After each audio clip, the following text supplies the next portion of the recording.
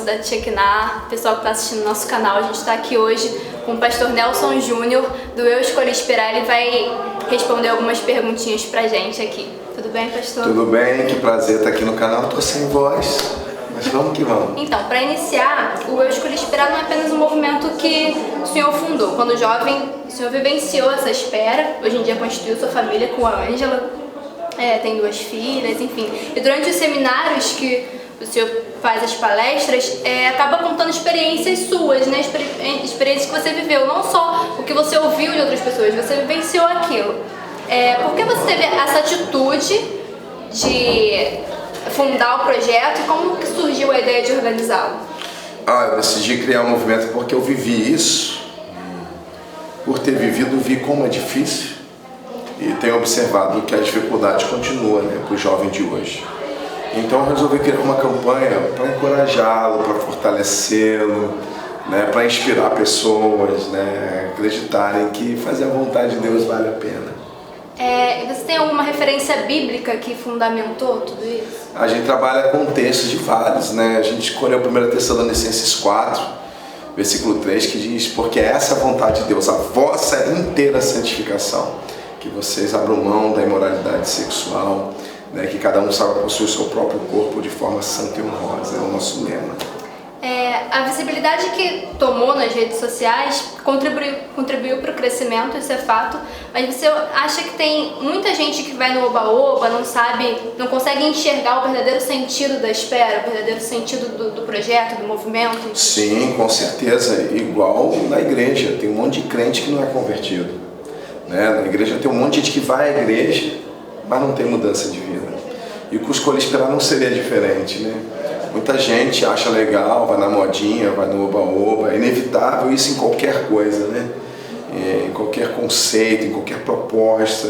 A gente não consegue separar, né, digamos assim, o joio do trigo.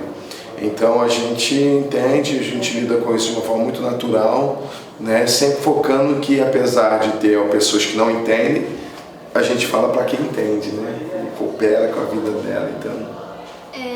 O senhor percebe que os adolescentes e os jovens, eles têm tido um compromisso da igreja, né? Aqueles que são cristãos mesmo. Eles têm um compromisso com Cristo antes de se relacionar sentimentalmente ou ainda não? Alguns até têm, mas o relacionamento tem assim, já uma experiência com Cristo, mas às vezes não tem um relacionamento maduro com Ele, né? Não tem assim a sua vida espiritual às vezes solidificada, consolidada, firme. E quando a gente não está em sintonia com Deus, é muito fácil da gente cair em cilada, se envolver em romances, que é uma furada, né? Porque Deus sabe quem coloca na nossa vida, mas o diabo sabe também quem colocar. Então é nessa hora que, se você não tem assim uma vida espiritual consolidada, as chances de você cair numa cilada do diabo são grandes. Então isso acontece. O senhor acha que tem algumas dificuldades que eles enfrentam e essas barreiras, eles conseguem buscar o descanso e paciência no Senhor ou ainda não conseguem? No caso dos adolescentes. Sim, os adolescentes. A característica da adolescência é a ansiedade, né? E o imediatismo. Né? Quando a gente entra na adolescência tem que ser tudo agora, né? Não dá para esperar. Então isso dificulta um pouco a ansiedade, a pressão de que você tem que namorar.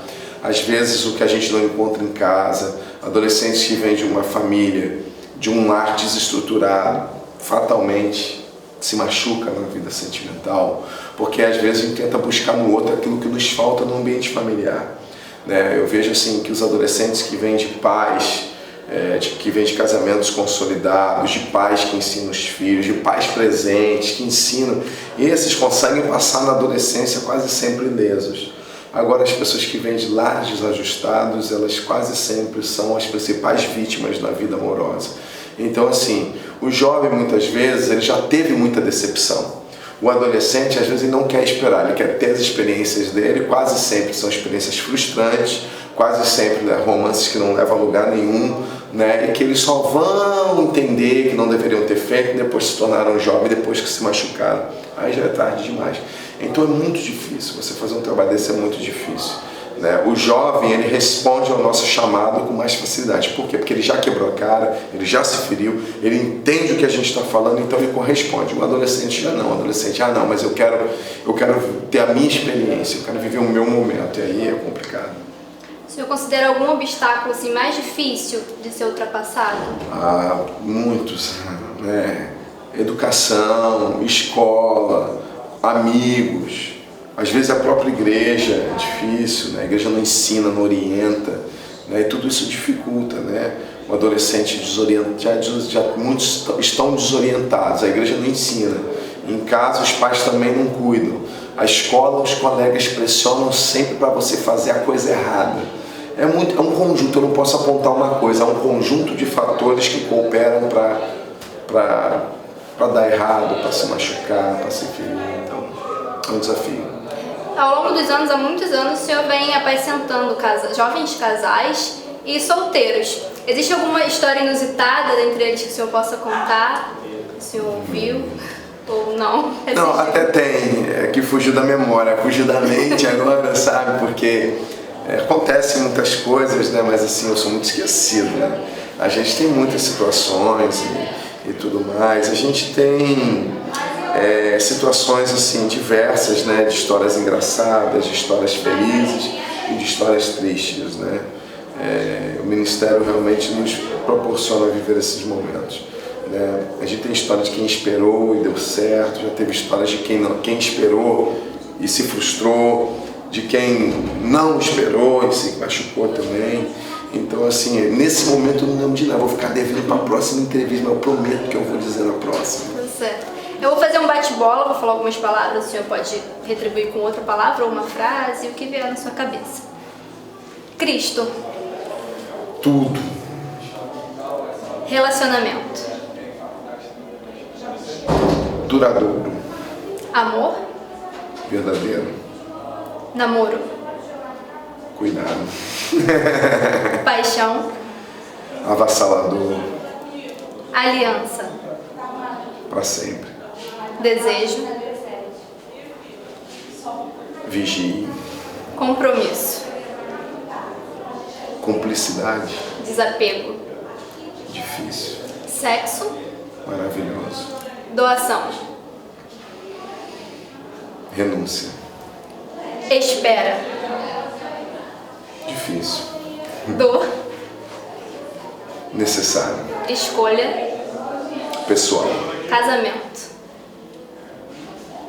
Para sempre. Muito obrigada pela sua participação aqui com a gente, viu? A gente espera que o senhor volte no próximo ano aí. Em nome de Jesus. E a gente começa aí uma nova entrevista na Mocidade, aí no canal da Mocidade. Obrigada, Obrigado, tchau, Mocidade. gente. Tchau, tchau.